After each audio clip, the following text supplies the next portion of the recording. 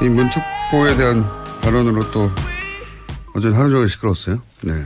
네, 미국 방문 중인 문정인 특보의 발언이 논란됐습니다. 사드가 해결되지 않으면 한미 동맹이 깨진다라는 인식이 있는데 그렇다면 그게 무슨 동맹이냐라는 이야기 때문인데요. 청와대는 처음에는 문 특보의 발언이 청와대 공식 입장이 아니라고 밝혔습니다. 하지만 파장이 커지자 청와대 고위 관계자는 문정인 특보에게 별도로 연락을 드렸다면서 이런 발언이 앞으로 있을 한미 관계에 도움이 되지 않는다고 엄중하게 말씀드렸다고 이야기했습니다. 파장이 커졌다기보다는 언론이 파장을 만들어도 된 거죠. 예. 커져라. 예. 뭐랄까요. 이런 이야기는 사실 미국 공무원들이나 미국 보수 정치인이나 미국의 보수 평론가들이 할 얘기인데, 예. 미국 이야기가 나오면 미국보다 미국을 얼마나 더 걱정하는지, 예.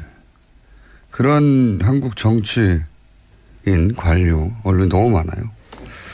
예, 심지어 미국의 윌리엄 페리 전 국방 장관 같은 경우에도 문정인 특보와 비슷한 취지 이야기를 한 적이 있거든요. 지난 1월에요. 미국에서도 이런 식의 이야기는 많이 나왔어요. 네. 그리고 이게 뭐가 문제입니까? 무기 체계 하나 때문에 동맹이 깨지면 그게 무슨 동맹이냐고. 너무 약한 동맹이다, 그거는. 그러니까 그렇게 해서는 그걸 동맹과 바로 연결하면 말이 안 된다는 거죠. 무기 체계의 효용이나, 네, 절차에 대해서 얘기해야 되는데, 서들 얘기하면 바로 한미동맹이 깨진다고 근본적인 협박을 하니까요. 근데 그걸 우리나라 내에서 한다는 게 문제라는 거죠. 예.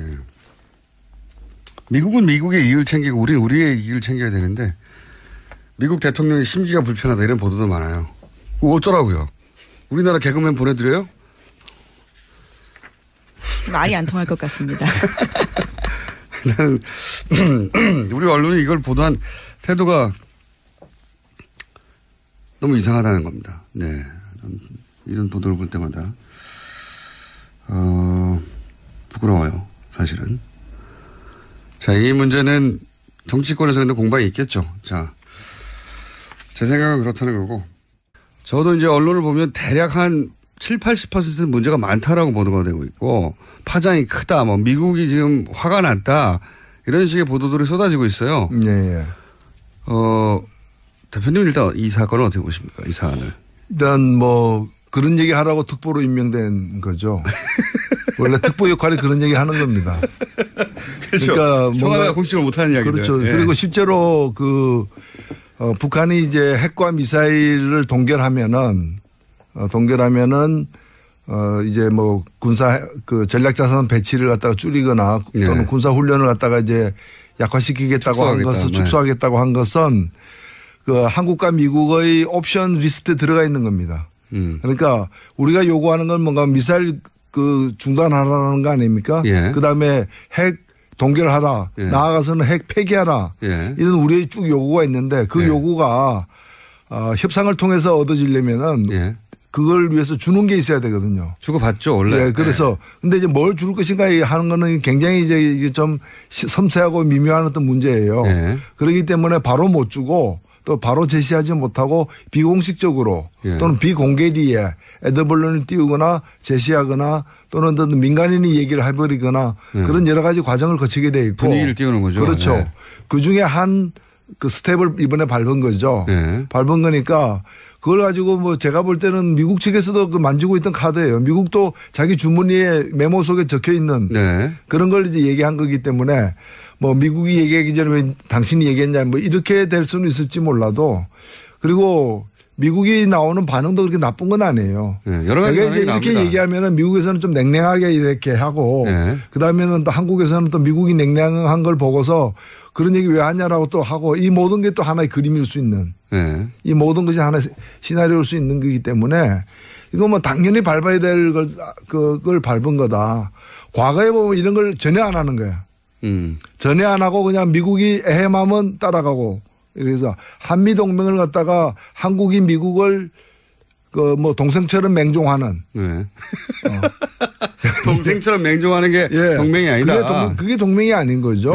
그래서 미국과 한국은 파트너고 서로 합작을 해야 되고 중간중간에 이제 역할이 이렇게 서로가 좀 차이가 날 수도 있는 것이고 하기 때문에 저는 뭐 너무나 당연한 일을 한 것이다 이렇게 봅니다. 특보가 나라에서 월급은 안 주지만은 월급을 안 줘요 사실. 월급 받은 사람보다 더 잘하고 있다. 저는 그렇게 생각합니다. 월급 받은 사람들이라면 예를 들어서 외교부 관료들이라든가 뭐 이런. 그렇죠. 뭐 대통령이 엉뚱하게 위안부 합의하면은 그걸 말려야 될 외교부 장관이 안 말리고 그냥 그걸 갖다가 이제 그대로 옹호한다거나 이런 것들이 이제 월급 받으면서도 제 할 일을 못한 사람들이죠. 월급 안 받는 그러니까 많은 분들이 문정인 특보 이렇게 특보라고 붙이면 공무원인 줄 알아요. 아 이게 청와대에서 무슨 자리를 줬고 이게 공무원이고 세금으로 월급을 주는구나. 그렇지 않다. 특자가 들어가면 돈 안 받는 경우가 많아요. 그게. 네. 민간인의 자격을 간 거죠. 그러니까 대통령이 여러 사람을 만나는데 이 사람은 대통령인 자문위원으로 여러 가지 옵션 중에 하나의 의견을 듣는 사람이다. 그래서 특보라고 이름을 정한 건데. 그래서 이런 얘기를 갖다가 공식적으로 못 하거든요, 솔직히. 공식적으로 얘기할 때는 얘기한 뒤에 저쪽 반응까지를 다 계산하고 얘기를 하게 되는데 그럼 저쪽 반응을 알기 위해서는 여러 가지 이 스파이망도 가동돼야 되지만은 그렇죠. 이러저러한 에드발론도 띄워야 되고 미국도 이런 걸 참 많이 해요. 예. 그건 선수죠, 미국은 원래. 아, 그렇죠. 예. 예. 그 국제외교가 이런 식으로 하는 거 아닙니까, 원래. 그러니까 외교라는 게 우리나라는 이제 없었다가 예. 이제 조금 시작하는 거죠. 외교가 아예 없었다가 네. 외교가 조금 생긴 것으로 봐야 된다. 네. 알겠습니다. 사실 우리 국민들도 아무래도 북한의 생태는 참 정말 못마땅하다라고 이렇게 다들 생각을 하실 겁니다. 그런데 이제 우리 남북 대화 자체가 없다고 하는 것이 일전에 틸러슨 미 국무장관이 서울에 와서 우리 외교장관 만나기도 전에 그냥 기자회견에서 자기 얘기 다 하고. 그렇죠. 외교장관이 저녁 먹자고 한 것도 몇 번 얘기를 했지만 그거를 거절하고 예. 요청이 없었다라고 얘기했다가 지금 최근에 요청이 있었던 걸로 밝혀지고. 그렇죠. 또 일본은 가장 중요한 동맹국이라고 얘기하면서 한국은 그냥 파트너다. 예. 친구보다도 못한 파트너다라고 얘기할 정도로 우리의 외교적인 위상이 추락했고 우리의 동맹국이라는 미국조차도 한국에 대해서는 자신의 정책을 얘기하면 그냥 따라서 듣는 그런 존재로 지금 전락해 있거든요. 네, 예. 그런데 이제 한미 정상회담이 여기서 굉장히 중요한 역할을 하죠. 예.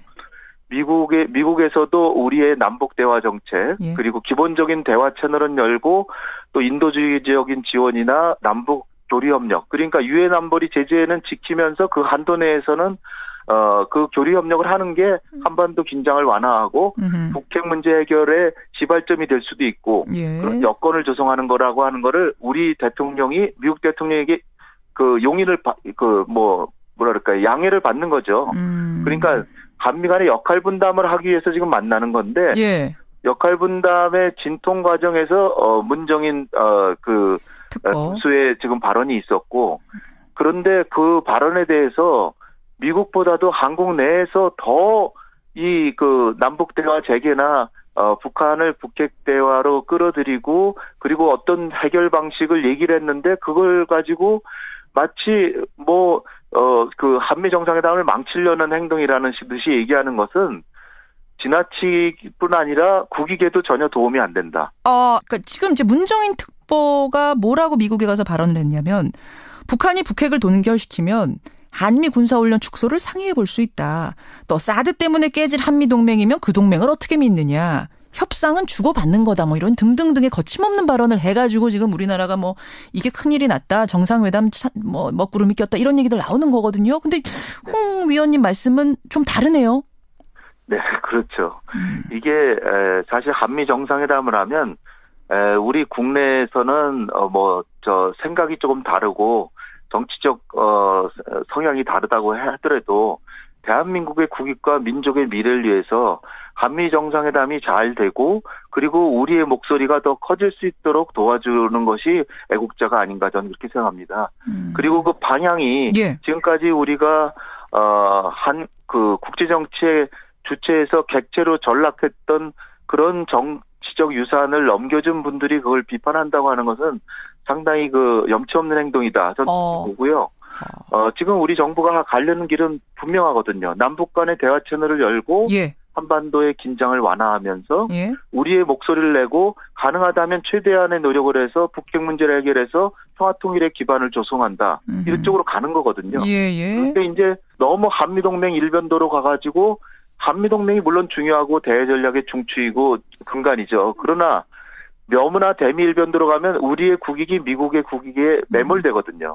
그렇기 때문에 한미관계 우호관계를 가지면서 중국과도 우호관계를 가질 수 있는 방안을 정부가 연구하고 있는데 예. 그런 취지에서 나온 발언이고 행동들인데 예. 거기에 대해서 이렇게 발목을 잡고 마치 우리의 그 어떤 미국과의 회담 대표를 격려해 주기는커녕 나무라고 주눅들여서 보낸다면 우리 정부가 어떻게 회담을 하겠습니까? 미국하고. 아니, 그러니까 지금 이런 이야기를 문정인 특보가 하면서 이 얘기를 들은 트럼프가 회의 중에 버럭 화를 냈다.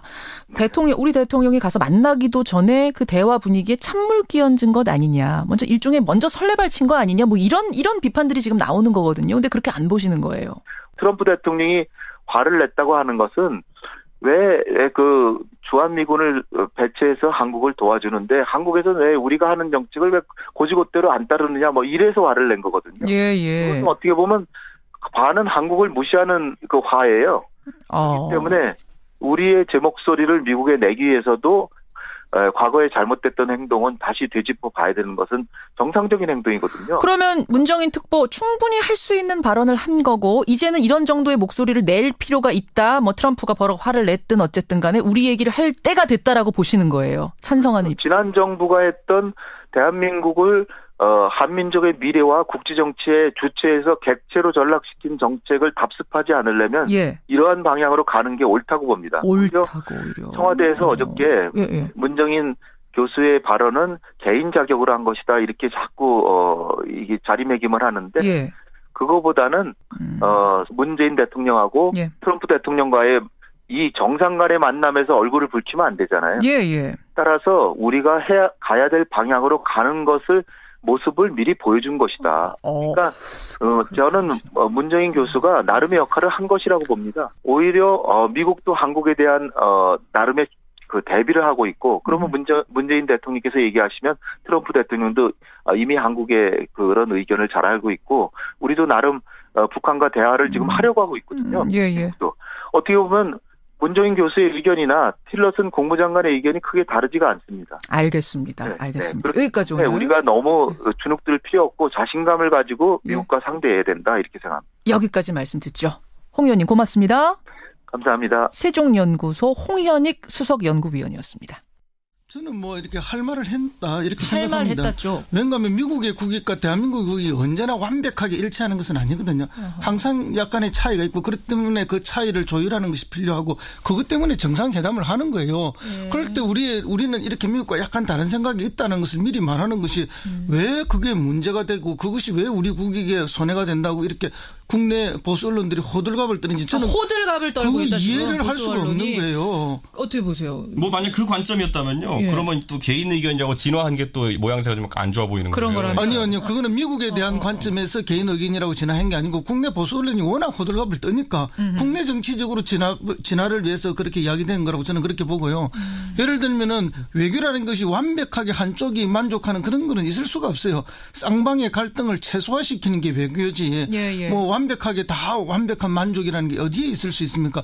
그럼 지금 우리가 남북 간의 문제를 두고 지금 미국하고 입장의 차이가 약간 있는 게 사실이잖아요. 미국은 완전한 비핵화가 되어야만 대화를 하겠다는 거고 우리 정부에서는 지금 완전한 비핵화는 아니지만 도발을 중지하면 대화를 시작하겠다. 그리고 대화를 시작해서 비핵화로 끌고 가겠다는 이야기고 견해 차이가 약간 있단 말이에요. 그럼 이 견해 차이가 조금만 있으면 뭐 우리나라가 큰 문제가 될 것처럼 호들갑을 떨고 미국하고 조금만 생각이 다르면은 뭐 나라 망하는 것처럼 호들갑을 떠는 이런 건 여기서 너무 곤란한 거죠. 짚어봐야 될 게 이제 결국에는 방금 전에 허 소장님께서 잘 짚어주셨지만은 비핵화하면은 대화하겠다랑 도발을 중지하면 대화하겠다. 이건 입장이 갈리고 우리가 충분히 한쪽 입장을 잡을 수도 있겠지만은 하필이면은 도발을 중지하면은 대화를 해야 된다라는 입장이 중국 측의 입장이 많이 반영된 겁니다. 지금까지 중국이 항상 이 육자회담에 이런 데서 견제했던 논리랑 비슷하기 때문에 결국 미국 입장에 봤을 때는 우리랑 정상회담 하러 오는데 논리는 중국적 논리를 들고 오네? 뭐 이런 식의 인식을 가질 수 있기 때문에 조금만 미묘한. 아니, 그런데 그것도 다른 게 뭐 미국이 그렇게 주장한다 하지만 얼마 전까지만 해도 트럼프도 이야기했잖아요. 우리를 믿으라. 너그 체제 전복 안 할 테니까 우리하고 대화하자. 약속해 줄게. 미국도 대화를 제안을 했어요. 그럼 그 대화를 제안할 때는 그럼 지금 완전한 비핵화가 됐나요? 그런 게 아니지 않습니까? 그러니까 지금 청취자 0490님도 허성무 소장님과 똑같은 의견이세요. 강대강 전략, 우리의 소신을 가지고 가야지 너무 많은 눈치를 보지 말자 이런 분들이 계시는가 하면 아까 0320님 같은 경우에는 근데 전략적으로 봤을 때 실익을 따져봤을 때 정상회담 코앞에 두고 이 얘기를 하는 게 무슨 득이 있겠느냐 아무리 학자적 소신이라도 허성무 소장님 이 답에 대해서는 어떻게 생각하세요? 미리 예방주사를 주는 거죠. 아 예방주사? 네. 정상회담 딱 그 의제에서 바로 이렇게 부딪히기보다는 사실은 충분한 우리의 생각들을 미리 사전에 좀 제공을 해서 미국도 우리의 의견에 어느 정도 어그리할 수 있는 문제로 미리 던지는 거죠. 그러니까 문재인 대통령이 하고 싶은 얘기를 미리 좀 예방주사처럼 놓은 거다? 그렇죠. 강도를 미리 조절해 주는 교감이 있었는지 없었는지는 모르겠지만. 그러니까 뭐 이 사이다 발언이라는 것들이 보통 나오면은 뭐 통쾌하다고 생각할 수는 있겠지만 일 해결엔 도움이 안 되는 경우들이 꽤 있어요. 그러니까 저도 뭐 이게 하나의 아이디어로서 이제 뭐 존중받아야 된다고 생각하지만은 예전에 보면 YS 대통령이 뭐 일본의 버르장머리 고치겠다고 했는데 그 시원한 발언이긴 하죠. 그런데 그거 한 다음부터 대일 외교 되는 게 하나도 없지 않았습니까 그때. 그러니까 이게 제 생각에는 이 외교 특히 지금 한미 정상회담이라는 문재인 정부의 중요한 어떤 그 첫 외교 무대가 앞에 있는 상황에서 첫 대화 상대가 미국인데 미국 가기 전에 미국의 입장과 약간 배치되는 입장을 이야기한다는 것 자체가 미국 입장에서는 진위를 좀 의심할 수밖에 없는 상황이기 때문에. 아니요. 미국은 우리 입장하고 배치되는 이야기를 해도 아무 문제가 안 되고 우리는 미국과 조금만 배치되면 그렇게 문제가 되냐 이런 판단을 하고 있으면은 우리 얘기가 제대로 될 수가 없다는 거죠. 미국은 그러니까, 하고 싶은 얘기 다 하면서 그러니까 우리는 못하냐? 우리는 언제나 미국이 무슨 말하면 그 정책이 언제나 옳다고 물개박수를 쳐야만 우리 정책이 훌륭한 것인가 그런 것은 아니거든요. 그런데 또 아주 현실이란 걸 무시할 수는 없지 그렇습니다. 않겠느냐. 그럼 다시 현실을 돌아가 보면 그런 거죠. 그럼 지난 정부에서 어쨌든 위안부 협상이 완료가 됐지 않습니까? 일본하고. 그럼 뭐 때문에 그렇게 우리의 국민의 정서에 전혀 맞지 않는 그런 협상이 완료가 됐느냐. 이렇게 봤을 때 그건 그때 당시 미국의 압력 아닙니까? 사실 그렇죠. 그러면 미국의 압력을 무조건 받는 것이 우리의 국익에 다 도움이 되는 거냐? 전혀 그런 문제가 아니거든요. 그러니까 한미동맹이 가장 중요하고 한미동맹을 더욱더 건전하고 더 훌륭하게 만들어 가려면 우리의 입장도 어느 정도 관철되는 한미동맹이 돼야만 그것이 진정한 한미동맹이 되는 거예요. 그렇지 않으면은 진정한 한미동맹이 안 되는 거예요, 사실은. 저는 외교를 할 때 보통 보면은 대통령이나 지도자가 먼저 독트린을 세웁니다. 보면은 미국 같은 경우에도 먼로 독트린부터 시작해가지고 어떤 원칙을 세운 다음에 그에 따라서 이제 사람들이 외교 정책을 펼치는 거지.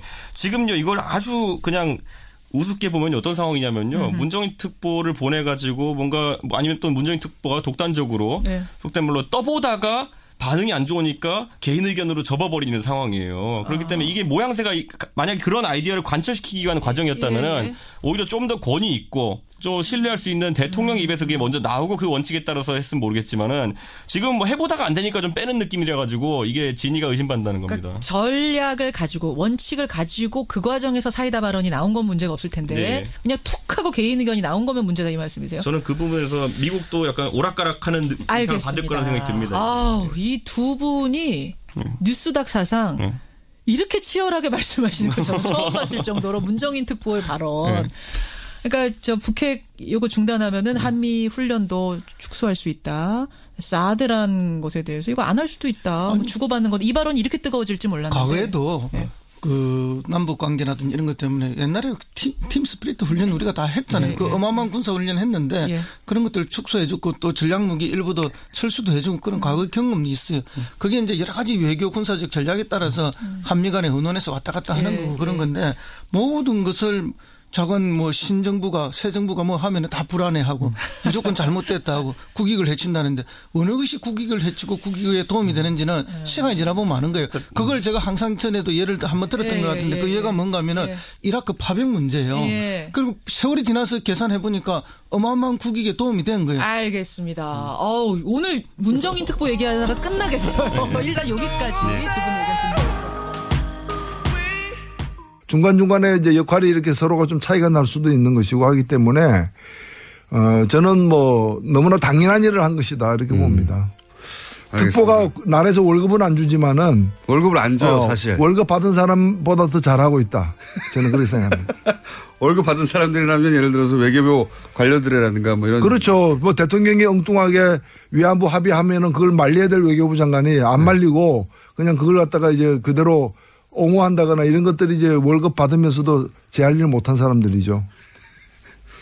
월급 안 받는 그러니까 많은 분들이 문정인 특보 이렇게 특보라고 붙이면 공무원인 줄 알아요. 아 이게 청와대에서 무슨 자리를 줬고 이게 공무원이고 세금으로 월급을 주는구나. 그렇지 않다. 특자가 들어가면 돈 안 받는 경우가 많아요. 그게.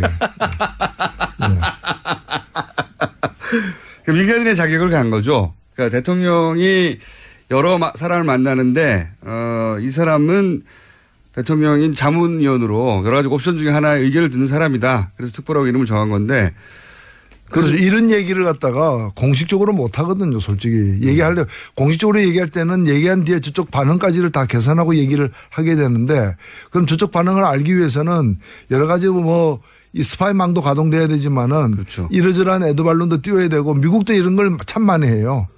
예. 그건 선수죠, 미국은 원래. 아, 그렇죠. 예. 예. 그 다른 국제 외교가 이런 식으로 하는 거 아닙니까, 원래. 그러니까 외교라는 게 우리나라는 이제 없었다가 예. 이제 조금 시작하는 거죠. 외교가 아예 없었다가 예. 외교가 조금 생긴 것으로 봐야 된다. 네. 알겠습니다.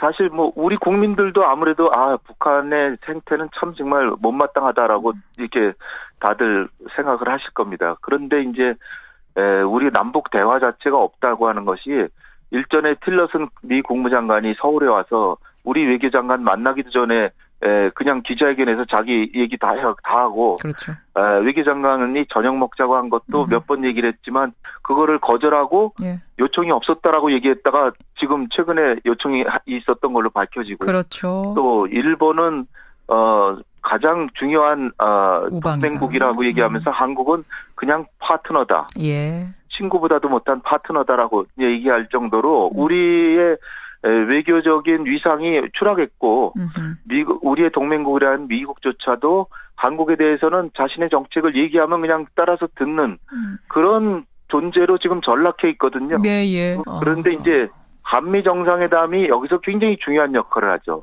예. 미국에서도 우리의 남북 대화 정책 예. 그리고 기본적인 대화 채널은 열고 또 인도주의적인 지원이나 남북 교류협력 그러니까 유엔 안보리 제재는 지키면서 그 한도 내에서는 그 교류협력을 하는 게 한반도 긴장을 완화하고 북핵 문제 해결의 시발점이 될 수도 있고 예. 그런 여건을 조성하는 거라고 하는 거를 우리 대통령이 미국 대통령에게 그 용인을 양해를 받는 거죠. 그러니까 한미 간의 역할 분담을 하기 위해서 지금 되는데 사들 얘기하면 바로 한미동맹이 깨진다고 근본적인 협박을 하니까요. 근데 그걸 우리나라 내에서 한다는 게 문제라는 거죠. 예. 미국은 미국의 이익을 챙기고 우리는 우리의 이익을 챙겨야 되는데 미국 대통령의 심기가 불편하다 이런 보도도 많아요. 그거 어쩌라고요? 우리나라 개그맨 보내드려요? 말이 안 통할 것 같습니다. 우리 언론이 이걸 보도한 태도가 너무 이상하다는 겁니다. 네. 이런 보도를 볼 때마다 부끄러워요. 사실은. 자, 이 문제는 정치권에서 근데 공방이 있겠죠. 자, 제 생각은 그렇다는 거고 저도 이제 언론을 보면 대략 한 70-80%는 문제가 많다라고 보도가 되고 있고 파장이 크다. 뭐 미국이 지금 화가 났다. 이런 식의 보도들이 쏟아지고 있어요. 네. 대표님 일단 이 사건을 어떻게 보십니까? 이 사안을. 일단 뭐 그런 얘기 하라고 특보로 임명된 거죠. 원래 특보 역할이 그런 얘기 하는 겁니다. 그렇죠. 그러니까 청와대가 공식적으로 못하는 이야기들. 그렇죠. 예. 그리고 실제로 북한이 이제 핵과 미사일을 동결하면은 이제 뭐 군사 전략자산 배치를 갖다가 줄이거나 또는 네. 군사 훈련을 갖다가 이제 약화시키겠다고 한 것은 축소하겠다고 한 것은 그 한국과 미국의 옵션 리스트에 들어가 있는 겁니다. 그러니까 우리가 요구하는 건 뭔가 미사일 중단하라는 거 아닙니까? 예. 그다음에 핵 동결하라. 예. 나아가서는 핵 폐기하라. 예. 이런 우리의 쭉 요구가 있는데 그 예. 요구가 협상을 통해서 얻어지려면은 예. 그걸 위해서 주는 게 있어야 되거든요. 주고받죠, 원래. 네, 그래서 근데 이제 뭘 줄 것인가 하는 거는 굉장히 이제 좀 섬세하고 미묘한 어떤 문제예요. 네. 그렇기 때문에 바로 못 주고 또 바로 제시하지 못하고 비공식적으로 또는 비공개 뒤에 애드벌론을 띄우거나 제시하거나 또는 어떤 민간인이 얘기를 해버리거나 그런 여러 가지 과정을 거치게 돼 있고 분위기를 띄우는 거죠. 그렇죠. 네. 그중에 한 그 스텝을 이번에 밟은 거죠. 네. 밟은 거니까 그걸 가지고 뭐 제가 볼 때는 미국 측에서도 그 만지고 있던 카드예요. 미국도 자기 주머니에 메모 속에 적혀 있는 그런 걸 이제 얘기한 거기 때문에 뭐 미국이 얘기하기 전에 왜 당신이 얘기했냐 뭐 이렇게 될 수는 있을지 몰라도 그리고 미국이 나오는 반응도 그렇게 나쁜 건 아니에요. 네, 여러 가지 이제 이렇게 나옵니다. 얘기하면은 미국에서는 좀 냉랭하게 이렇게 하고 그 다음에는 또 한국에서는 또 미국이 냉랭한 걸 보고서 그런 얘기 왜 하냐라고 또 하고 이 모든 게 또 하나의 그림일 수 있는 이 모든 것이 하나의 시나리오일 수 있는 거기 때문에 이거 뭐 당연히 밟아야 될 그걸 밟은 거다. 과거에 보면 이런 걸 전혀 안 하는 거야.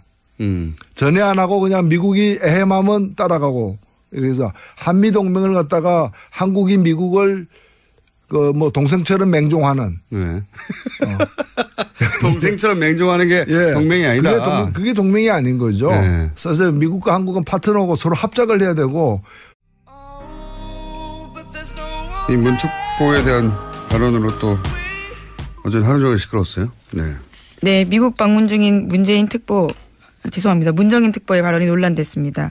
사드가 해결되지 않으면 한미동맹이 깨진다라는 인식이 있는데 그렇다면 그게 무슨 동맹이냐라는 이야기 때문인데요.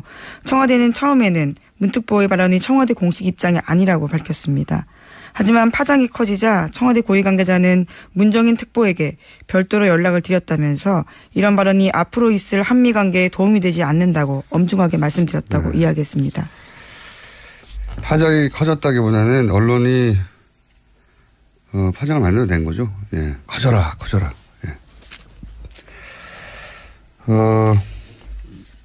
뭐랄까요.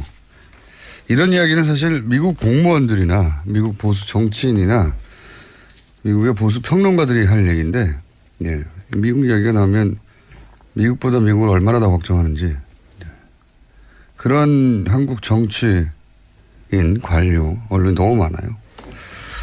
심지어 미국의 윌리엄 페리 전 국방 장관 같은 경우에도 문정인 특보와 비슷한 취지 이야기를 한 적이 있거든요. 지난 1월에요. 미국에서도 이런 식의 이야기는 많이 나왔어요. 그리고 이게 뭐가 문제입니까? 무기 체계 하나 때문에 동맹이 깨지면 그게 무슨 동맹이냐고. 너무 약한 동맹이다, 그거는. 그러니까 그렇게 해서는 그걸 동맹과 바로 연결하면 말이 안 된다는 거죠. 무기 체계의 효용이나 절차에 대해서